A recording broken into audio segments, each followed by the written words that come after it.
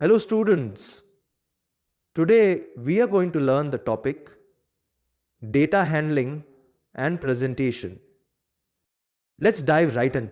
First, we need to understand what data is. Data is information we collect in the form of facts, numbers or measurements.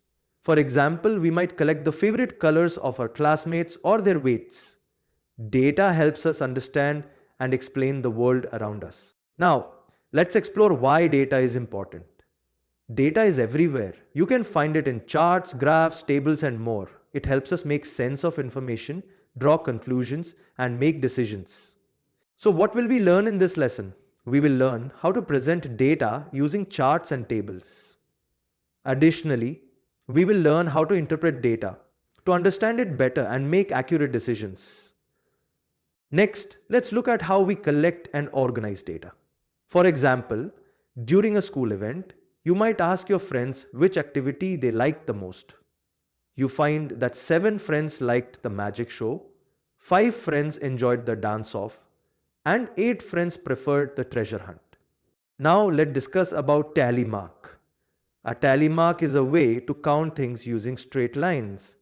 We draw one line for each count, and after every 4 lines, we cross them with a 5th line, making counting easier.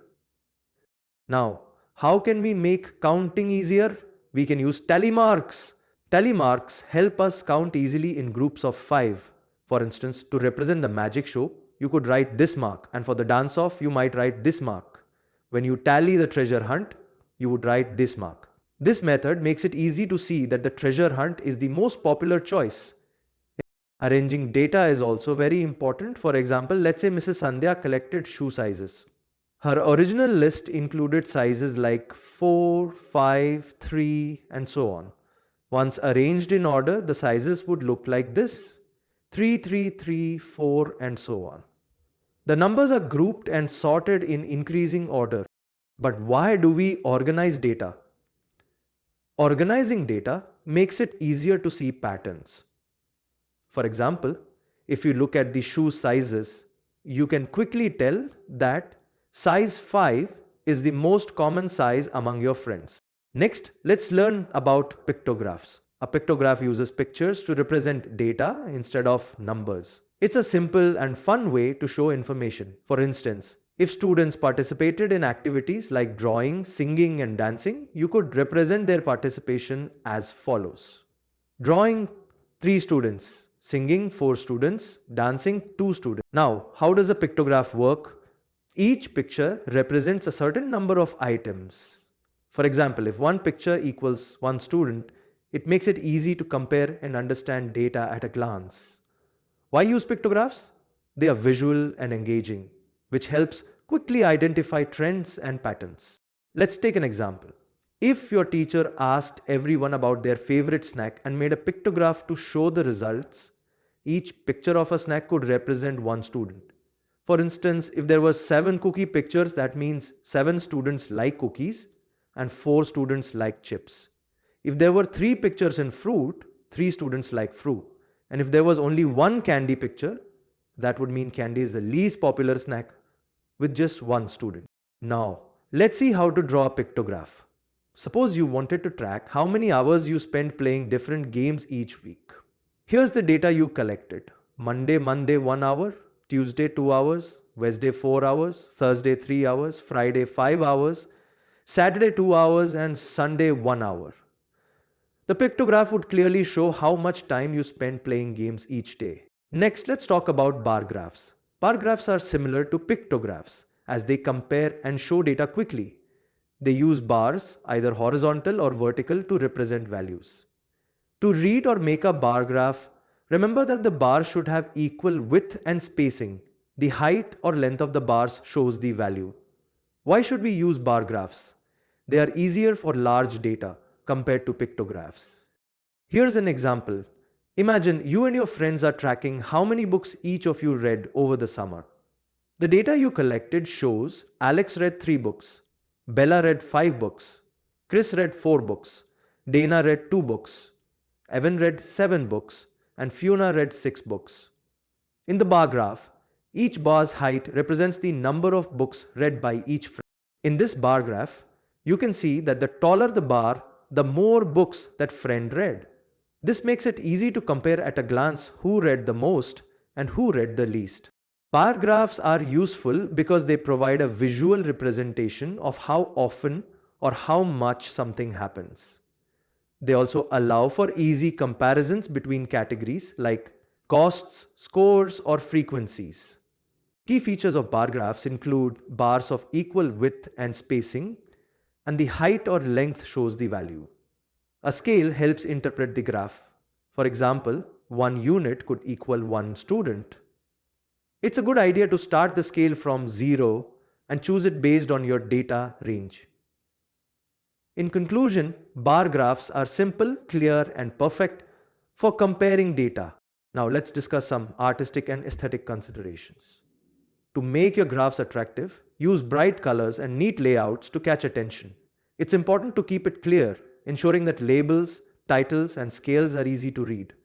Proper organization is also key. Choose a scale that fits the space and data range. Focus on simplicity. Avoid clutter so the graph is easy to understand.